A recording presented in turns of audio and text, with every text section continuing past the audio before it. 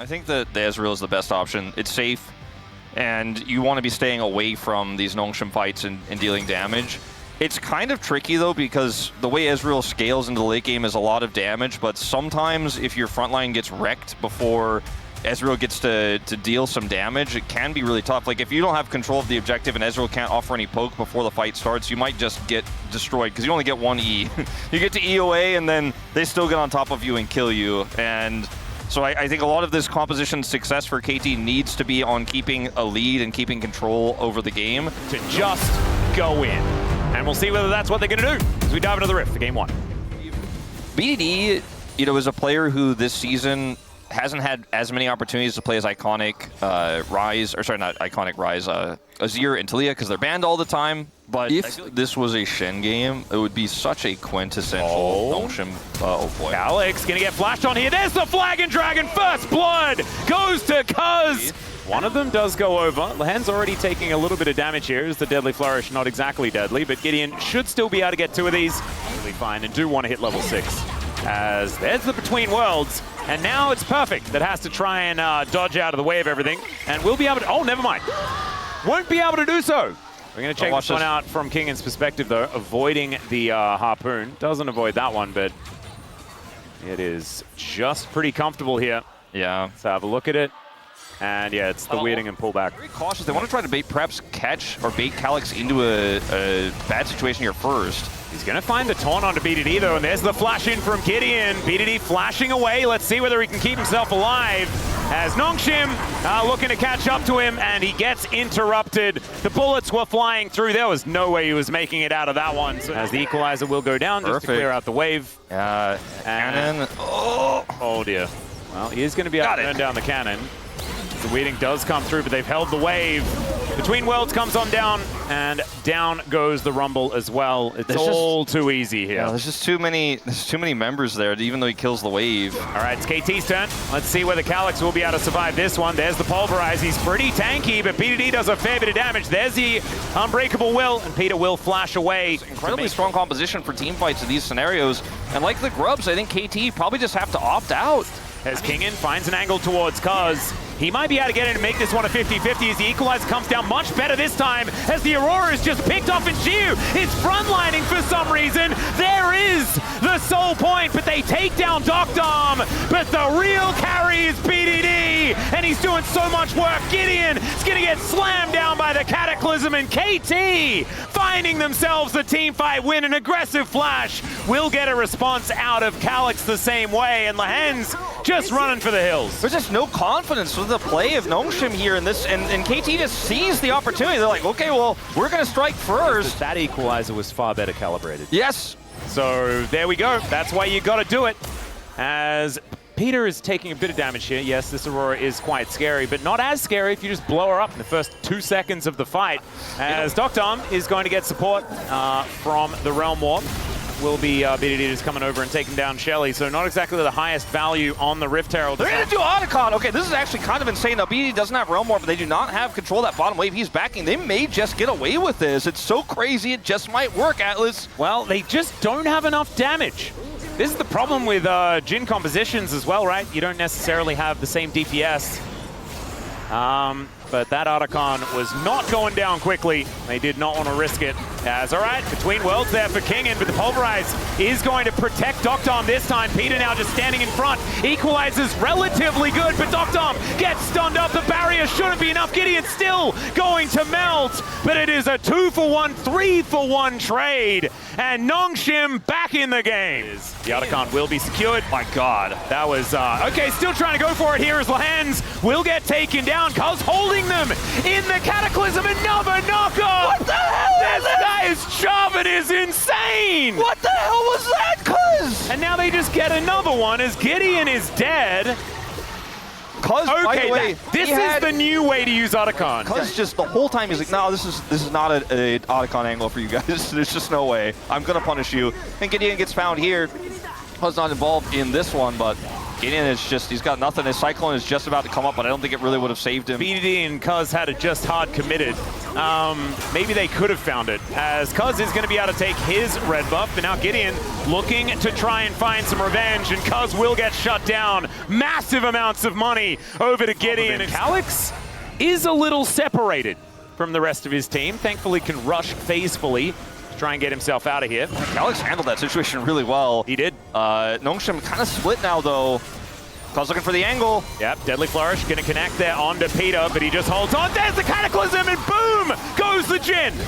I didn't even get to number 4 there at all, as the Realm Warp is going to deliver BDD. Out he goes, but they've got enough DPS still here. And yeah, he didn't go far enough. Gideon going to get taken down by the Rise on his way back through, and KT should be able to lock up the Elder. Yeah. So maybe there's hope.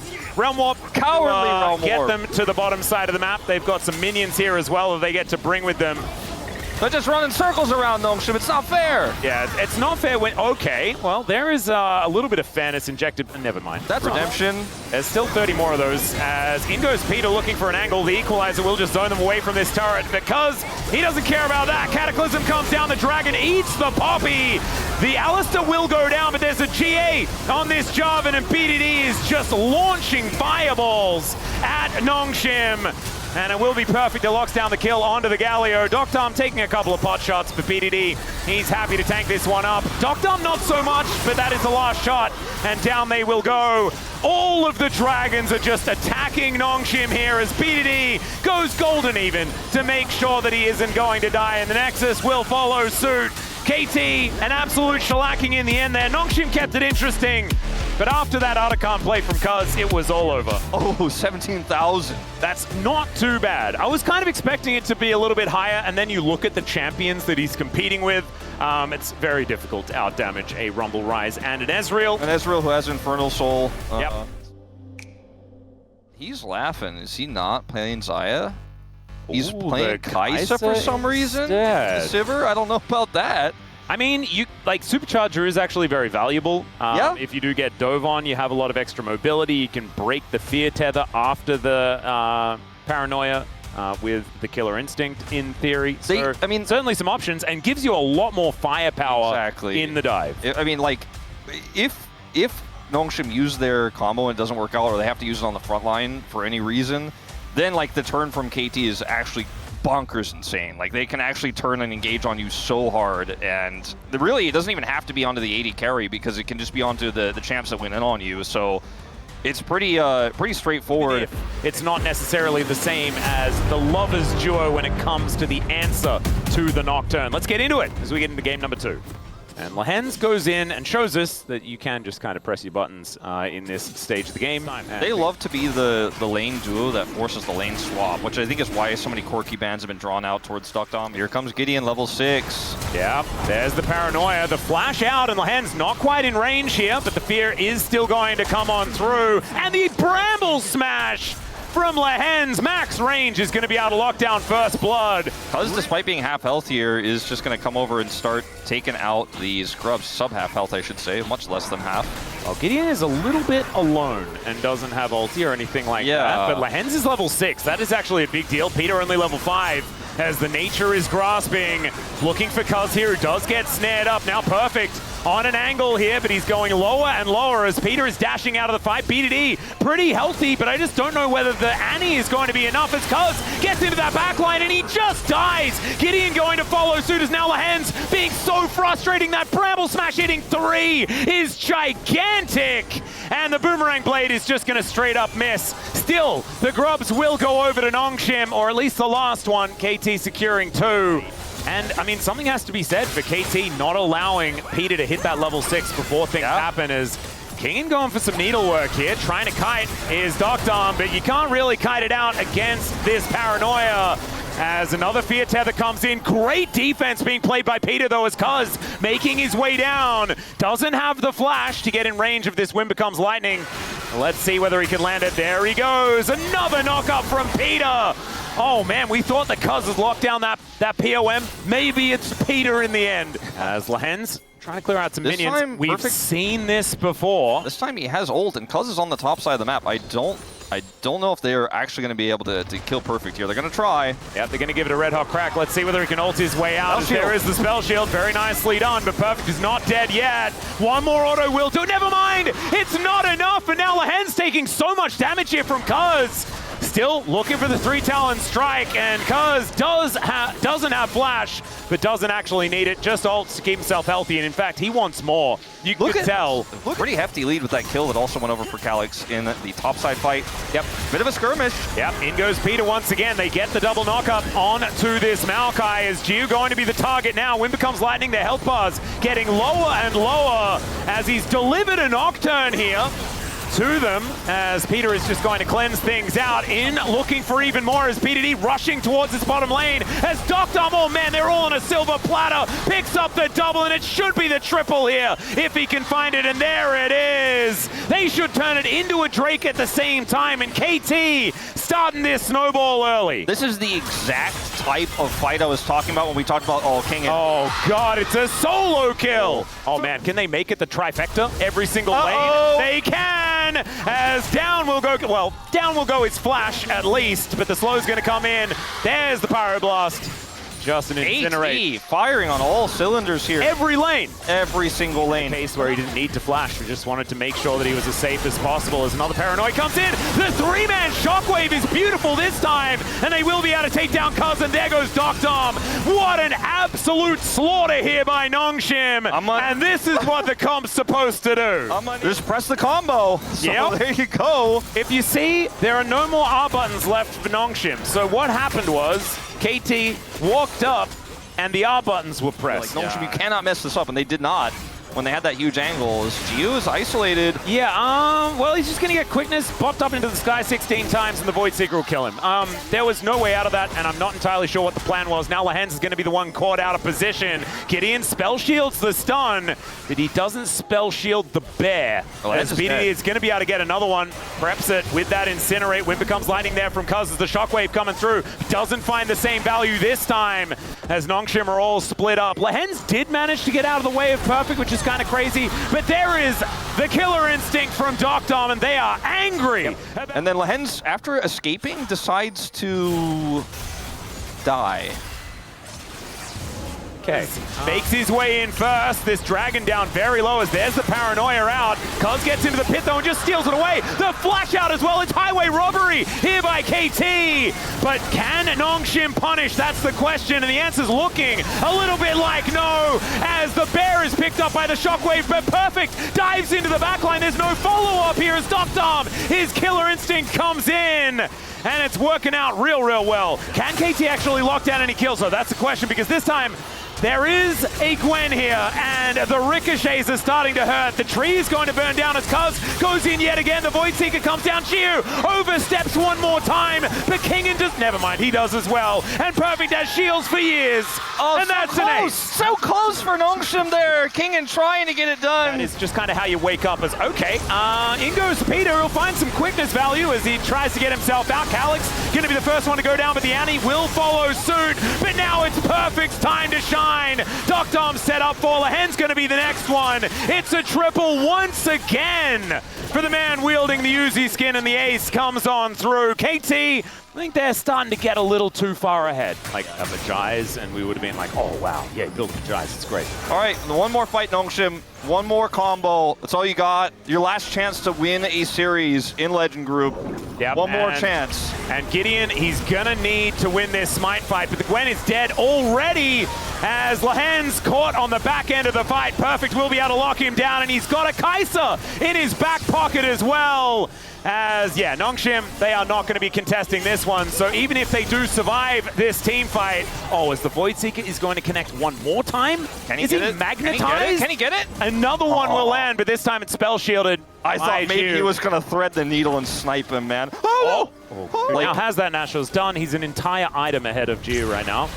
As, all right, Paranoia is going to come on through as BDD just flashes over the wall into the waiting arms of Kingen. But a bear is going to be dropped on his head. The quickness holds them all in position. And of course, Dom is ready to murder everyone. It should be a triple as he's going to flash over towards Calyx, but he makes it to the brush. Gio is now facing off against so many people, and he will just die as KT think that this is set up for a Baron, and honestly, who's going to fault him? Not going to look for a dive here. They have all of their ults available. If Nongshim go in, they just counter-engage, and they're just going to sit behind these Baroned up minions and say, I dare you. Yeah, and it's a 14,000 gold lead. Like, this game is so close to just over as they do take down the Annie again.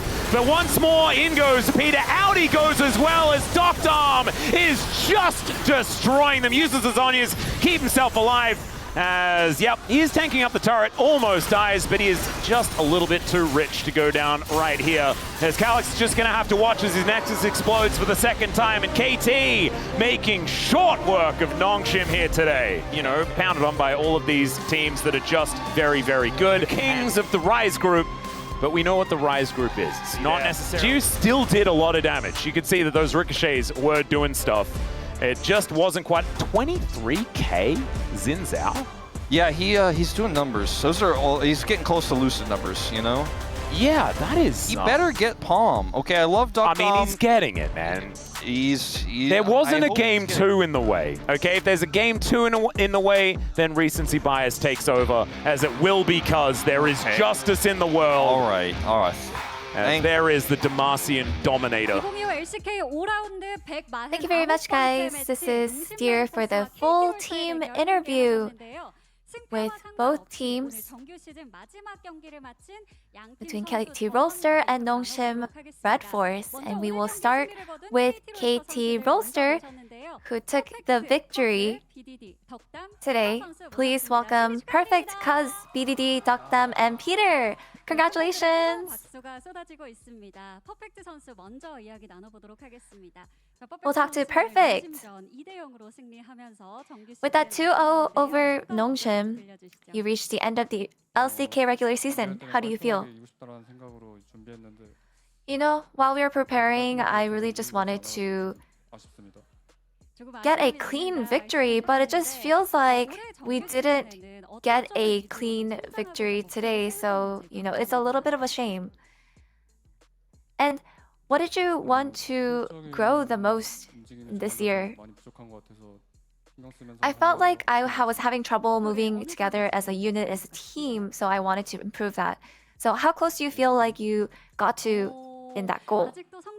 Maybe about 50%. It feels like there is room for improvement. We expect your growth and a great showing at the playoffs. What mindset do you have? I feel like as long as we're able to prepare well, I feel like we will be able to pull off that clean performance. So I want to make sure that we're able to win. Thank you for that interview. And next, Cuz. Good work during the regular season, Cuz. You finished with a win and a POM. How do you feel? Well, this was our last match before the playoffs. I feel like we were able to showcase a pretty good performance, and I think we will be able to carry on this confidence into the playoffs. And your Jarvan in Game 1 was stellar. You know, during the Otacon fight, you jumped into 4 people so daringly. And you seem to pilot Jarvan especially well, so how do you rate Jarvan? You know, whenever I pick Jarvan, you know, engaging and team fighting tends to go really well, and I feel like I am really good at putting pressure on the enemy with Jarvan especially. And as a veteran jungler, you must be pretty aware of the areas of improvement. So what will you focus on refining for the playoffs? Yeah, I mean, there's a lot of things that we always try to refine. I think we just have to set a right direction as a team that we can actually set a goal towards and make sure that we're able to get as many wins as we can by reaching those goals. And we're really excited to see how far KT rises. So what goals do you have for the playoffs? No, I want to make sure that we go out and play our hearts out and play games that we just don't leave regrets in, especially during the playoffs. And BDD, this was your final check before the playoffs. What did you focus on during the match? You know, we just, instead of trying to focus on our opponent today, we wanted to make sure that we can get some practice for the playoffs. And by winning the tiebreaker with D plus Kia, you joined the Legend group. So, what did you learn while getting through rounds 3 and 5? You know, I just feel like the regular season is finally over, but at the same time, it just went by like a flash. But I wouldn't exactly say that it was refreshing or it feels like amazing or anything. So how do you feel? How do you look back at the regular season? I feel like we struggled all together. You know, and I'm just really grateful for my teammates who went through so much with me. And what approach will you take to be ready for the playoffs? You know, it's gonna make me so depressed if I don't make it to the Worlds. So I'm just gonna make sure that I have the mindset where, you know, nothing else matters. I just have to make it to Worlds or nothing else will matter. And Daktam, how does it feel to finish the regular season? You know, I felt like we had a clean match in our last match of the regular season. You know, but then in the end, in game 2, I just forgot that the enemy had already knocked her, and so I just kept dying, which was a little regretful, a little unfortunate. It seems like your form has always been improving over time, so we're really excited to see your success in the playoffs. What can we expect from you in the best of 5? Lately, I feel like whenever we were able to sort of work on our low points so that we actually have a high ceiling, but not that low of a low point either. I think that's what we have to work on. And what is your read on how the playoffs will play out? I feel like we'll be able to show what it means to be in the Legends group. And how do you look back to the regular season? I feel like there are a lot of regretful parts, but I think I just really want to make sure that we're the ones who are smiling at the very end. And Peter, this is your first regular season with KT, and you finished 4th place in Legend Group. How do you feel? You know, it's just so surreal. It's so shocking. You know, I always said goodbye at the very end of the season, but I'm able to stay in longer and make it up to the playoffs, so it feels so amazing. And this fan sign says, Peter, this was your summer. Thank you, my fan. And when you look back to all the matches as a part of KT, what stands out to you? I think the most memorable part has to be when I got scolded by BDD yesterday. I don't really remember what happened during the match, but so was that more memorable than when you won against T1? You know, BDD, he really just gave me a wake-up call, and I think that's why I was able to play better today. I see. So BDD, as the older brother, the oldest brother, he was nagging at you, but a very necessary one. So to get riled up for the playoffs, anything you would like to say to your teammates? You know, even on stage and during the practice, I feel like we're such a great team, and I feel like we're just so capable of making it to even higher grounds. You know, as long as we're able to continue improving.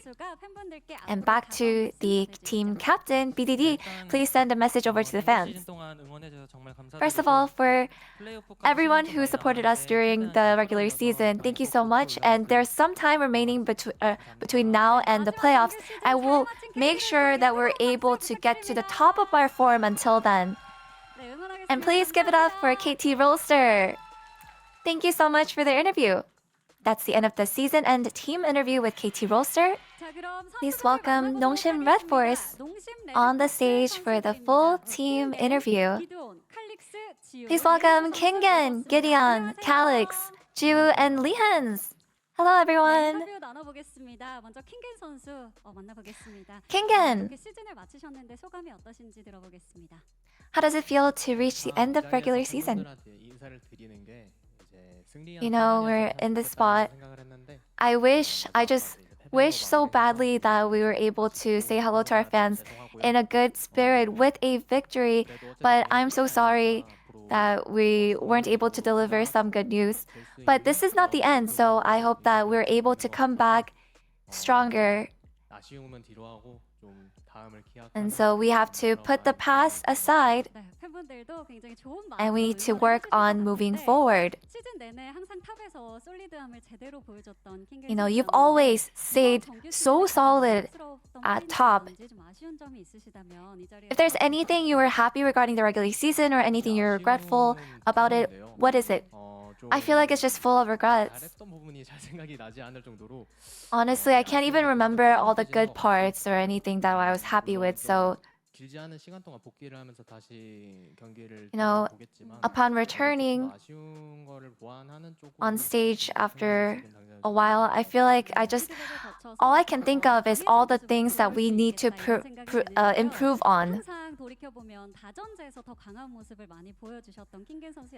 You know, we just remember you always being stronger in best of five. So what are your mindsets for the plans? I feel like best of fives is such a completely different game. So I think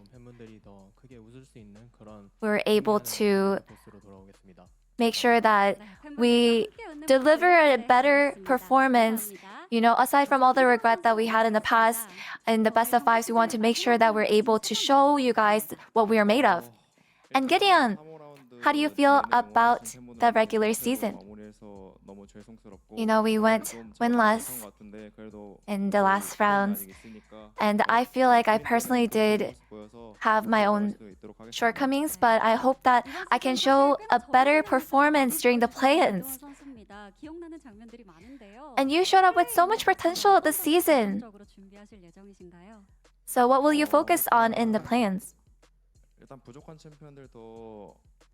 I think I need to brush up on all the champions that I lack in and prepare some pocket picks that I can bring out during the play-ins.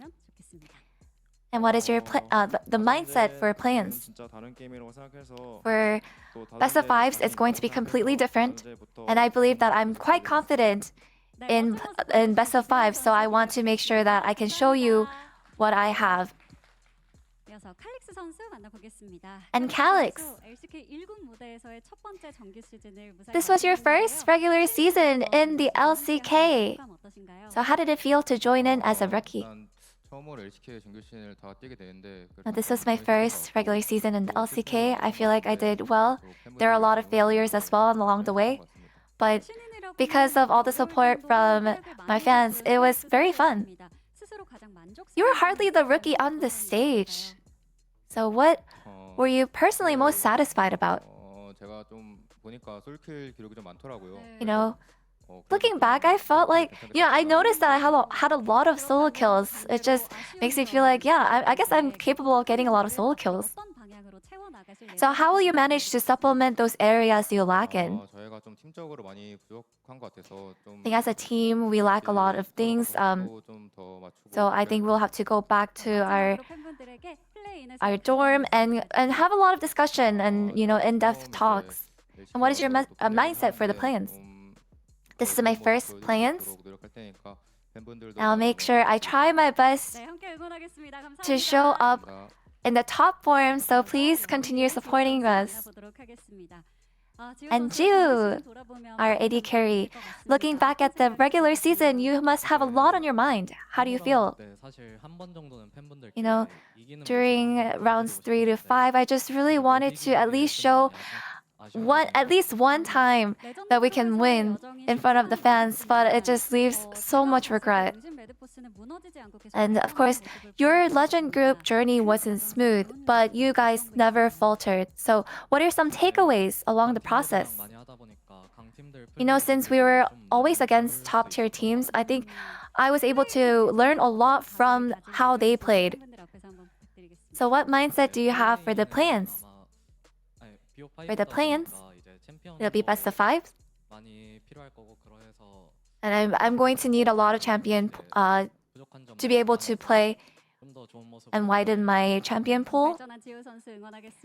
And I want to make sure that I can come back and show my improvements during the best of 5s. And Lehans, this was your first regular season with Nongshim, and as the team captain, what did you prioritize in communicating with the team? Well, honestly, there was nothing special, but I think we just tried to I just try to communicate as kindly as possible and just stay professional at all times. And you'll be playing best of 5s next week, so what areas will you focus on?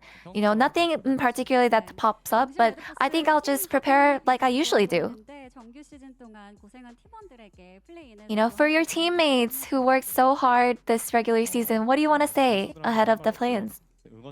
You know, I have nothing to say to my teammates, but I really want to, you know, I want to call out my fans that went through so much because we weren't able to give you a single victory. So I know you guys went through so much. So I want to make sure that you are aware that we're going to try our absolute best to make sure to deliver an even better result during the play-ins. Let's give it up for Nongshim RedForce. And that's the end of the team interview with Nongshim RedForce, and back to the space. Thank you.